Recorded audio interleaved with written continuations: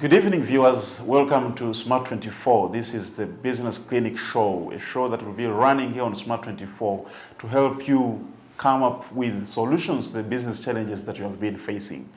This evening, we shall be talking about a business environment. Those who start businesses, do you ever imagine that your business does not run or operate in a vacuum? Your business has somewhere it operates from. And we shall be going through this so that we can appreciate and understand what a business environment is. How does it affect your business? What should you do to avoid some of those challenges that may come once the business environment is not favorable? With me this evening is a guest, Gilbert Werejea. Gilbert Werejea is a business development consultant. And welcome to Studios, Gilbert. Thank you so much, Alex. Thank you. Glad to be here. Thank you so much. To go straight to our topic this evening, Gilbert, a business environment. First of all, what is a business environment? Thank you so much for that good question. A question that I would want our viewers to understand, because this is the very first thing that anyone who would want to start a business would probably want to understand before starting a business. Sure. So when we talk about the business environment, and in particular the business environment in Uganda, you look at different factors that comprise this environment we're talking about, which impact or which favor or which may not favor the business. And these factors we are talking about that make up the business environment include the economic factors, political factors, social factors, religious factors that either a business person who would want to start a business may need to consider or may take advantage of to start up any business that would want to take advantage of for this particular opportunity. Thank you, Gilbert. Talking about these factors, like you mentioned that these are the factors that one must think about when you're starting business to appreciate that they are going to be operating somewhere, and these factors affect either negatively or positively.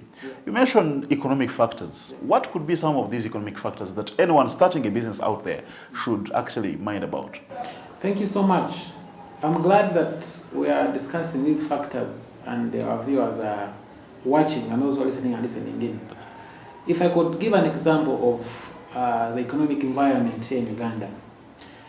Here you take a look at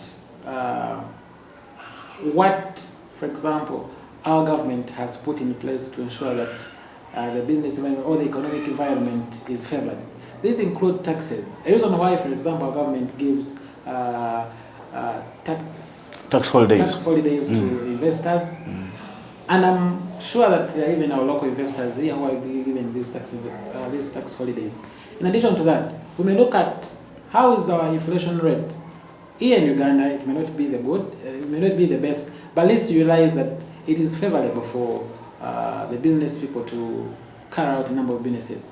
Still with our economic environment, you look at, for example, the players in the economic environment, which include banks, which are able to give us loans for those who want to go in for loans. We have a number of forex bureaus that play part in the economic environment. We have circles of late that are doing so well. We have unions that people are taking advantage of late. So all these ones make up the economic environment, which plays a very big part in when you have to decide to start a business or to decide either start a business or not start a business. Thank you so much. You see, Gilbert, for the interaction I've always had with people out there, you find that someone wants to start a business, but they actually do not even know what exactly the business should do. You find someone says, I want to start a business, but I do not know how I will make profit. So are you saying that such a person is actually ignoring the business environment, the reality, the economic reality surrounding where they are going to do the business from?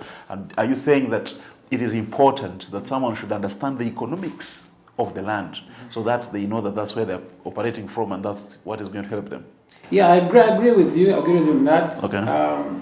Some of these factors we're talking about, like the economic environment, actually help in idea generation. Okay. When you look at the environment that we're in, it easily gives you an idea. You may have an idea already, and then you have to consider these factors in order to build upon your idea. Okay. Alternatively, these factors actually also give you an idea to start. Okay. I can give an example.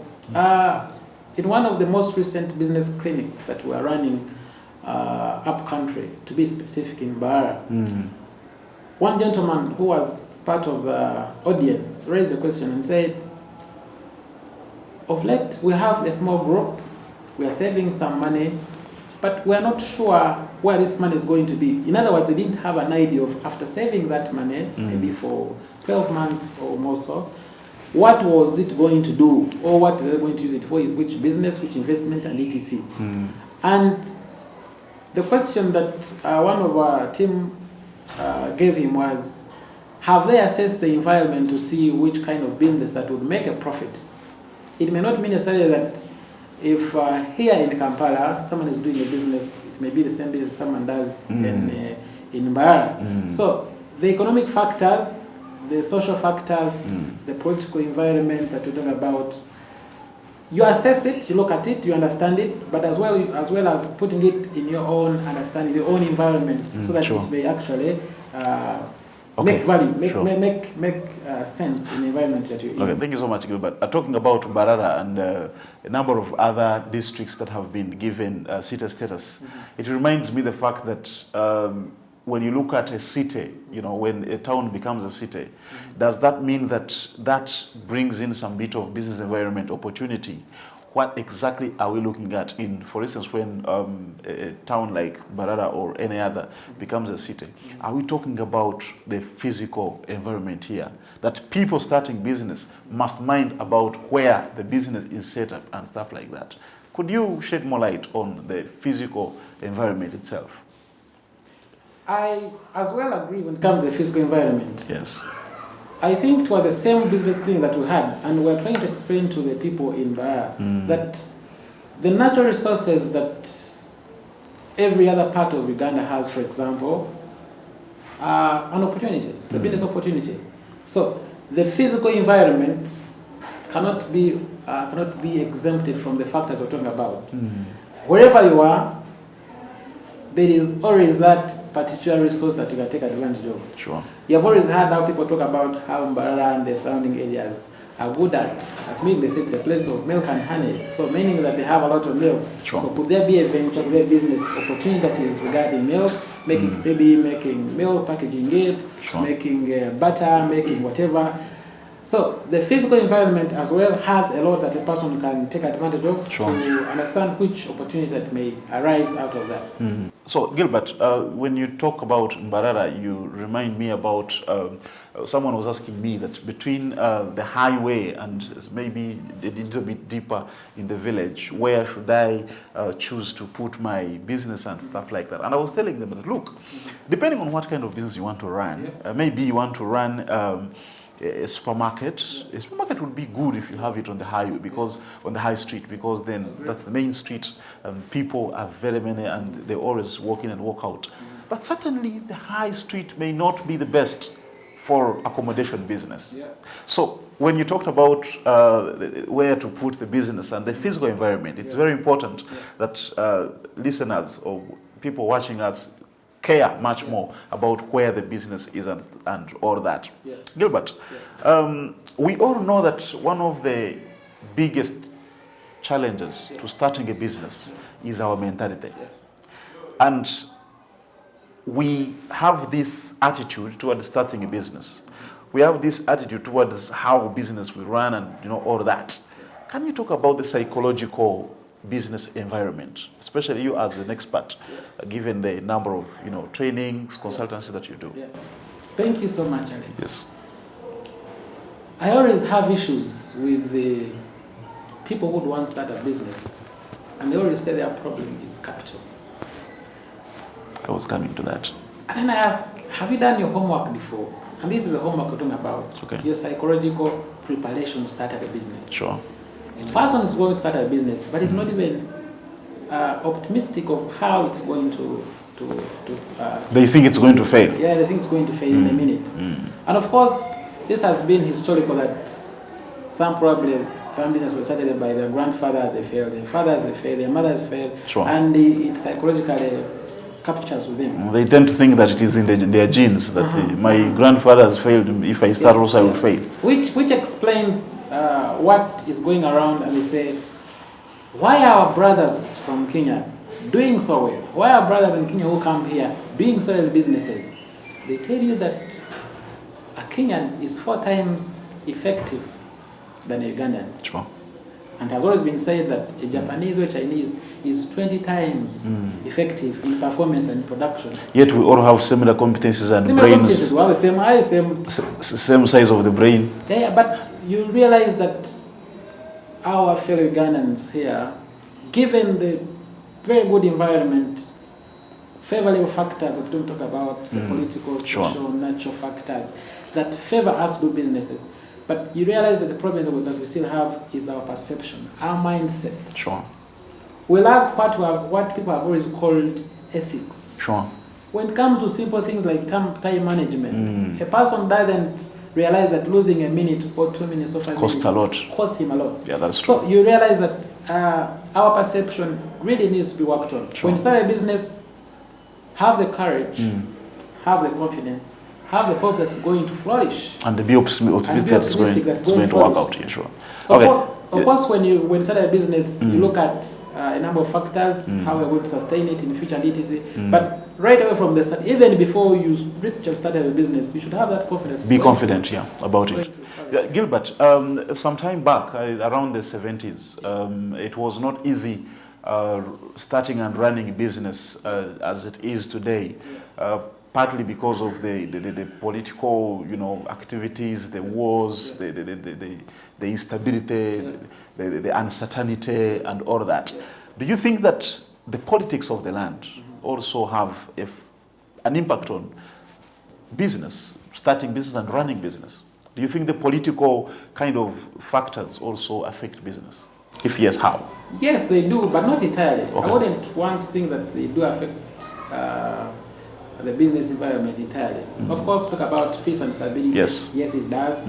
Whenever we have a peaceful environment, it is easy to start a business. Yes. And then it flourishes, and then you sustain it, minus any interruption. Someone can easily wake up at around 2 a.m. and go to the next bar to take a few drinks, and no one will even hack him or kill him or something.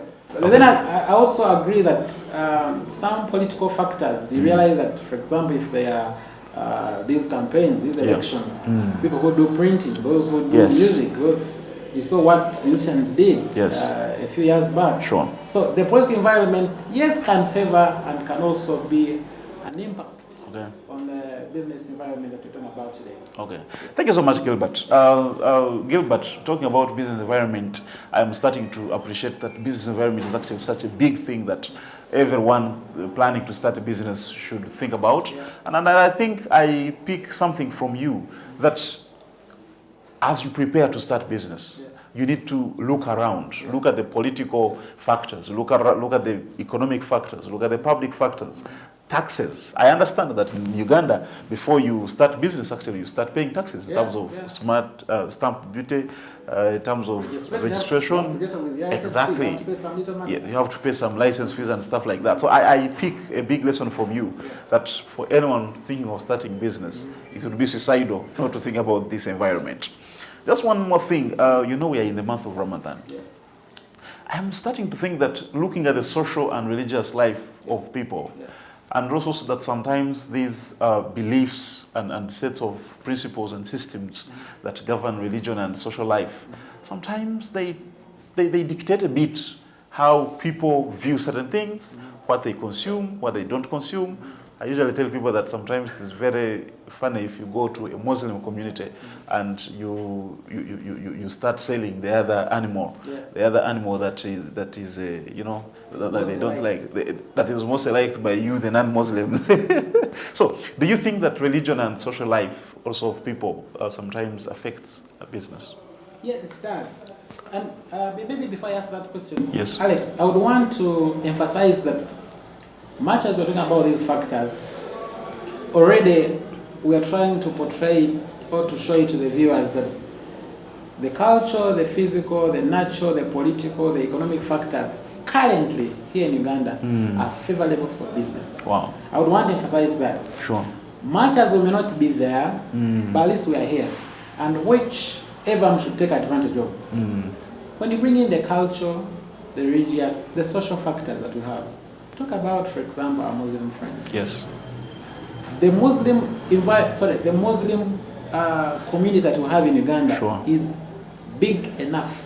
I could even say the Muslim environment here in Kampala is big enough that you cannot even sustain their demands or actually give them what they require. If you decided even to do just what are they called? What these things they put on? Antarabus.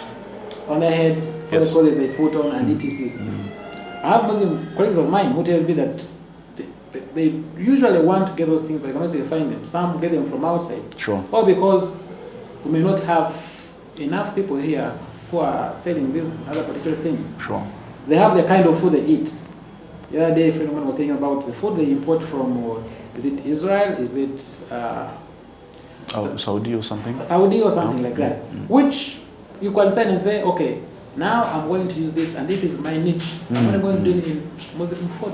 And you import it, and then you can sell to them at a little bit high price. I've not had a restaurant, for example, in Uganda that is specifically for Muslims, which has Muslim food. Yes, but we have some for Chinese. Yeah, for Chinese or Russians or etc. Which I think would be flooded if you put it and then it is very well branded. Sure. Of course, I'm still going to talk about these other factors after you've started a business, things that you need to do to sustain your business, like branding and etc. and marketing and etc. Sure. So if, for example, he could be a Muslim, she could be a Christian, and you start up a restaurant that's only for Muslims. For Muslims.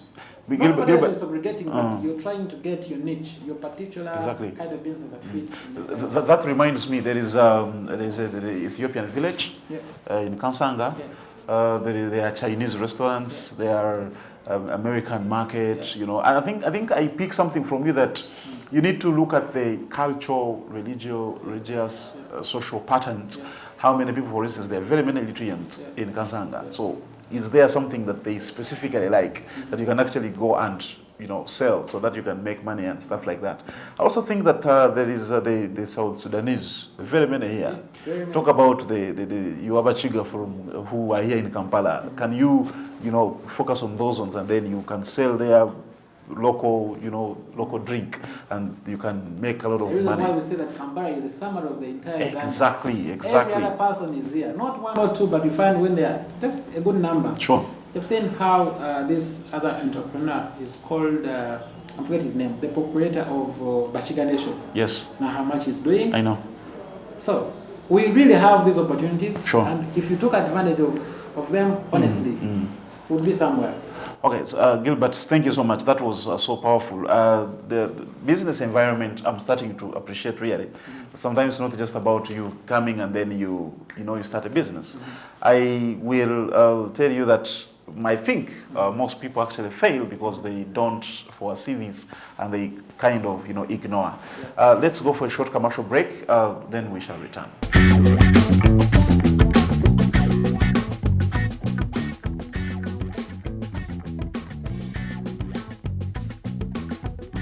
Welcome back, dear viewers, from that short break. This is the Business Clinic on Smart 24. We are talking about the business environment today, and we are asking ourselves those challenges, the very many challenges that we actually face doing business, starting business. Is it possible to find solutions to the existing challenges, but also the future challenges, because the life is changing every now and then. So the challenges we have today may be different from the challenges we shall get tomorrow. So on this show, that's where you get all those solutions with the experts that you need so that you can get the best, to get going.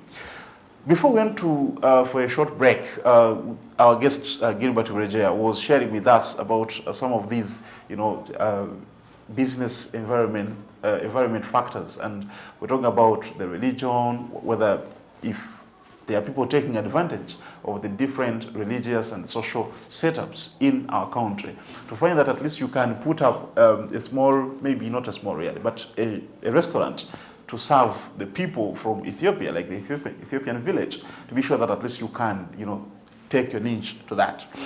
Gilbert, just to engage you a little bit more on this, In 2015, I think Uganda was ranked one of the highest entrepreneurial countries, with very many, business startups starting. But unfortunately, most of these don't survive their infancy.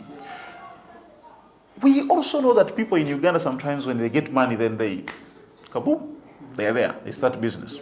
Do you think that people actually fail in business because they actually don't scan the environment properly?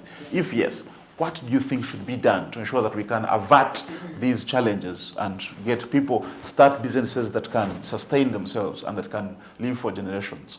I'll give you an example. When you look at the Madivan Corporation, when you look at Sugar Corporation, Skoll, Meta and Aga Khan and all of this. A friend of mine was telling me the other day that actually the people running these businesses today, they could be like grandchildren of the 5th or 6th generation. Yeah. So if Uganda is really to start going that way, that people can actually do business and businesses can outlive them and they can live for the next generation, so that we don't start today and we fall the next day, what do you think should be done in line with business environment? Thank you, Alex, for this. And I'm very happy that what we're actually doing right now is going to help. I have no doubts that this is going to help our young ones, and those already into business, that they actually do what you're actually suggesting. Okay.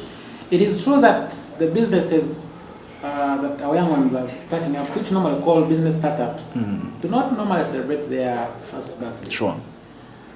And this is not to our surprise. We experts have been in this field for some time. Sure. Why? Because, one, these young ones have grown up with a mentality that after the education system, they want to get a job, get money, build a house, buy a car, and etc. Sure. Now, a few years back, there's been emphasis that these young ones shouldn't focus on the education system, but should also look out for business instead of getting a white-collar job and etc. With that, the young ones also came up with an idea. Yes, we can start a business. Yes, my father started a business, I can start a business. But without doing their homework, which I've just been talking about a few minutes ago. Sure. That failure to do the homework, failure to scan the environment, failure to identify your skill, your passion, the opportunities that are available, actually leads them into trouble. I was surprised a few months back when we ran a competition for these startups. But these startups wanted them to pitch, show us what they can do, and we help them, mentor them, coach them, but also give them some little bit of money so that they can survive in their business. But then a person will come with a good idea. You try to ask, okay, with this business, which market are you trying to look at? Which population are you going to satisfy maybe their needs? And then they will tell you, probably we shall see how it goes. We shall cross the bridge when we get there. But in business, it is actually not actual, right, that you cross the bridge when you reach there. You should have a vision. You should have an objective. This is what we're still telling these entrepreneurs and innovators, that much as you want to risk, because in business you have to risk, you have to take a risk because you want to get money. But you don't risk blindly. You don't risk blindly. In an event that anything happens, you already have the background, an idea about it, that this would happen. Exactly. And you have ways you know how you can run out from it. To handle it. So I would want to answer your particular question with an example of a statement that one of the richest men said. That was Jack Ma. He said that if you gave... CEO of Alibaba. Yes. Okay. If you gave a monkey money and bananas, yes, the monkey would choose bananas. Because does not know that you can use money to buy the bananas. So, our young ones, I'm using the word young ones because I intend to think that these are the people who are coming into business, those who are already running businesses, and whom we are looking at that in the future, they should be taking up the businesses of their father, their grandfathers, as you say. So, when they look at a business, the business has started making profits maybe about 20 million, etc. Sure. What comes into their mind? The business has reached. We're already there. What do? Buy an iPhone, buy a car, and start already eating the profit that they think that's going to be sustainable. And they don't realize that in 2 years or 5 years or 3 years, they actually needed that profit that has been used to buy an iPhone or a phone. So I would want to think that when a business starts, and luckily enough it starts flourishing, in a year or two, there is need for more effort to sustain it. Sure. Rather than feeling comfortable. We have a problem of people being comfortable because the business has just started making some money and you think you have arrived. And that is even if you're lucky that it actually starts making the money. Yeah. Gilbert, something very specific on the public or government, intervention impact on businesses that start. I want to ask you very specifically on taxes. Remember, we just shared minutes back that even before you start, you must plan to start paying a few taxes. Yeah. But you know that most people actually, when they hear the word taxes, it is like Satan has fallen again. It is such a bad thing that they think now my business is going to fall now because taxes. I was reminded some time back, someone was saying that taxes have become taxes. There are so many taxes. Very soon we shall have also love tax. And shortly they brought OTT tax. So, Gilbert, what do you think people starting businesses should do in light with these taxes? Should they ignore and abandon them? Should they hide out from URA? Should they hide out from KCCA, who is supposed to give them a license? Should they hide out from the Uganda Registration Services Bureau so that they don't pay these taxes? What is the importance of them running and paying these taxes, and what is the risk of them abandoning and running off from these taxes? Because from what you shared with us, it seems to be one of the very, very critical factors to businesses that are starting. Yeah. Yes. Thank you so much. As I normally share with the young ones, especially those who are starting a business. Business startups, the innovators. I like sharing with innovators and speaking up to them. They normally give this excuse that, you see, we haven't started making money. You see, we just started. What we have to register. You see, we have to do this. We have to do this. We have to do this. And I somehow understand them. They've just finished campus. Sure. They no longer even get the small pocket money they used to get from their parents. So now they are now on their own. So raising about 20,000, 50,000 for registration and for these other small things may really feel painful. But I would want to give them hope that something that you really want to get must be painful. Sure. That little money that you have to pay is actually should actually encourage you to make more money. Sure. It's unfortunate. So they should go in and pay. I agree. It's unfortunate that sometimes we have the political issues that come in and that come into play, and then these taxes do not do what exactly they are doing. Sure. But remember, we who are doing business, all those who are doing business, they actually need some of these things, some of these services like the infrastructure. Yes. We need good roads. If you're doing, for example, in agribusiness, you need to deliver your products to the market. So you need infrastructure, good infrastructure. How do we do this? We have to raise taxes. For the taxes. So I understand this can be a pain. Yes. Our young ones, it's a necessary evil. Necessary evil that we have to pay this tax. Sure. But of course, this comes in as an encouragement to those who are in government, especially in these departments, URA, etc., that yes, let's pay our taxes. Let our young ones, let the businessmen pay the taxes. But then they should actually reap from it. They should see the benefits while they are paying taxes. Whenever I met people who are into political office, I remember emphasize this, that if you want to encourage people to pay tax, then let this tax do what it's supposed to do. Sure. Otherwise, paying tax is the best thing that we can do. In the public sector management, we call it physical exchange, that the citizen pays taxes and then expects certain things like social services, like infrastructure, and once they see that the money they are paying actually is doing this, then I think they would feel good and they would want to actually do this. Thank you so much, Gilbert. Maybe as we wrap up, do you think that people starting businesses are actually getting these things? Are we going for the worst, or are we actually improving? Just like in 30 seconds. Thank you, Alex. I think we're improving. Okay. I'm actually very impressed whenever we have sessions, the Yes. business clinic. Yes. We talk to people, and then you see the brilliant ideas that come from these young ones and the old ones. Sure. The questions that actually trigger your mind to give challenges to these people. And I'm very glad that a show like this, the Smart Business Clinic, Yes. is going to help out answer those so many questions that these young ones have regarding starting up a business. Yeah, so the environment is actually becoming better and better. I'm actually very happy that both the economic, the political, the social, and these other factors that play part in the business environment are getting better. Sure. And I see that even us, the people, are appreciating it much better. So I see us going to another level, which I think everyone would want to be at. So I'm happy that we are getting there. Thank you so much, Gilbert. I was starting to enjoy it even much more. But like they say, a good dancer must know when to leave the dance floor. And we cannot go beyond this. We were talking about business environment, if you want to start a business. And with our guest, we appreciate that you must scan the environment and be sure that you know exactly what you're doing and how it's going to affect you.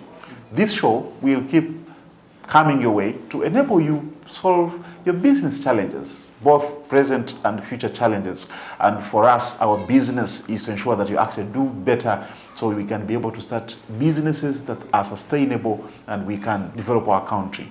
Thank you so much for watching Smart TV. Catch you next time.